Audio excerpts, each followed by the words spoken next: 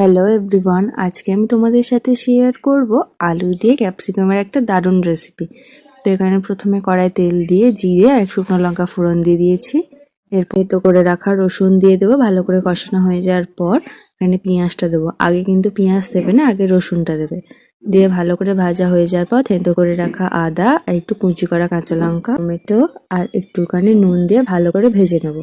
এরপরে কেটে রাখা ছোট ছোট করে রাখা আলু দিয়ে ভালো করে আবারও ভেজে নেবো। এরপরে নুন, একটু হলুদ গুঁড়ো, একটু লঙ্কা গুঁড়ো দিয়ে আবারও ভালো করে মিশিয়ে নেবো আলুর সাথে। ভালো করে মেশানো হয়ে যাওয়ার পর কিছুটা নাড়িয়ে নেওয়ার পর এরপরে ক্যাপসিকাম গুলো দিয়ে দেবো। দিয়ে ভালো করে মিশিয়ে নেবো আলুর সাথে। এরপরে অল্প একটু জল দিয়ে দেবো যাতে আলুটা ভালোভাবে সেদ্ধ হয়ে যায়।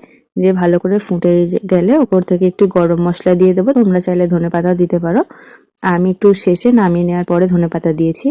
দিয়ে ভালো করে মিশিয়ে নিলে রেডি আমাদের আলু ক্যাপসিকামের দম। ভিডিওটা ভালো লাগলে লাইক করো, আমার চ্যানেলটা সাবস্ক্রাইব করে দিও।